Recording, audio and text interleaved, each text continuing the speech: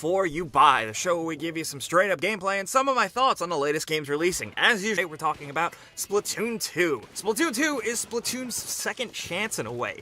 The original game saw like a total cult following pop up, but it was on the Wii U, so yeah, I guess enough said. After that fizzled though, Splatoon gets a second chance here with its sequel on Nintendo Switch, and I gotta say, I'm glad it did. If you didn't actually know, Splatoon is a multiplayer-focused third-person shooter. The game design is all around your ink guns. Covering the world in all this colorful ink paint stuff allows you to quickly swap into an ink squid who can like glide around and jump around painted ground. You can cover the environment and your opponent's different colored ink, but if you're in their territory covered in their ink, you can't glide around unless it's your own ink. So your mobility is really limited behind enemy lines. The only way to even reload your ink guns is to glide through your own ink. It all really makes for encounters that feel like a brilliant and freaking chaotic game of like micro tug-of-wars, and that works best in competitive modes. Multiplayer here is totally addictive. The mode you're going to be playing probably most of the time is Turf War. You have your ink guns, and this is all about using them. When a match starts, you and your small team fan out across a map and work to drench the map in your colors over the enemies. You can shoot and kill opponents in this mode who respawn, but that's not really quite the focus here. But if you do so,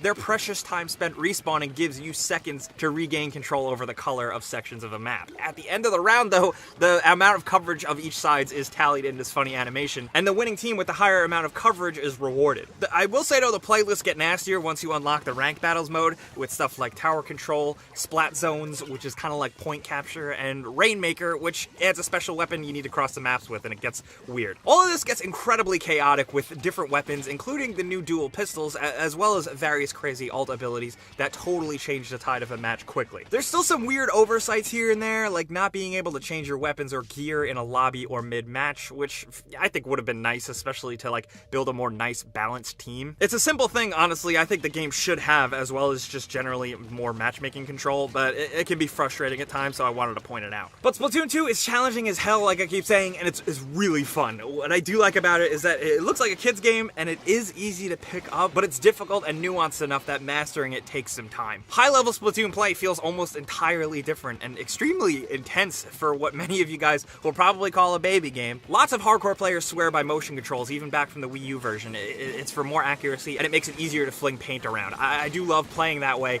but often, this time, I had to turn it off because I get motion sick from it. I've never gotten that from a game. I play stuff all day, every day, because I do all the Before You Buy videos. It really did surprise me, but it's not going to happen to most folks. Honestly, it's not that big of a deal, but I just wanted to point it out because it kind of sucked a bit. I kept playing with motion controls anyway because I wanted to, and I didn't want to stop, and then I did throw up.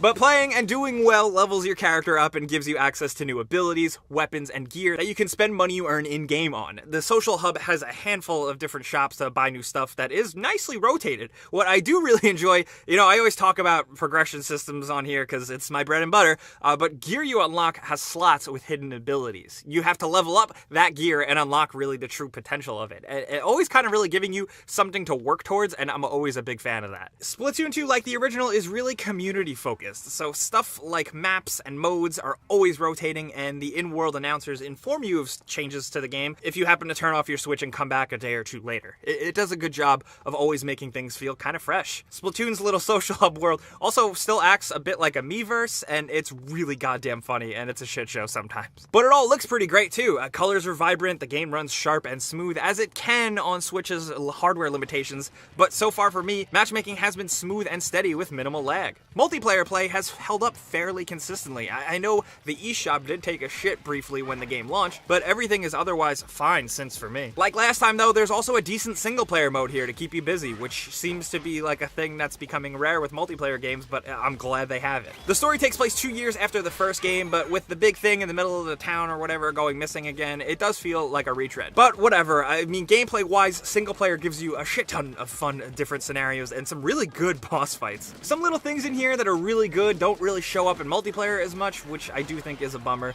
but single player mode is a good first thing to jump into. Even if, for newbies, the game doesn't really do a good job of showing you exactly where it is, it does get you using all the weapons you may not usually try in a bunch and like a huge variety of different ways and scenarios, and it's just, honestly, good clean fun. It's almost as addictive as multiplayer, multiplayer, just nowhere near as competitive or challenging. But speaking of challenging and competitive, Salmon Run is this completely new mode with its own mini progression that I absolutely love playing. It's like a mix between a horde mode and a capture the flag with procedurally generated encounters and mini bosses in a level where you need to like score these special eggs and run them back to your base to return them. It makes for literal runs that are fast and crazy. Like you kill an enemy, you snatch the egg, you run back and haul ass and do some jumps and then get back to your goal to drop the egg in. It's incredibly satisfying and it's really great with friends and totally hard on higher level play thanks to enemies that are like constantly raining down their ink color, really limiting your fast movement in places and causing you to really think on your toes. It's such a great give and take that I find myself going back to that mode whenever it's possible. Now, it's also worth mentioning, of course,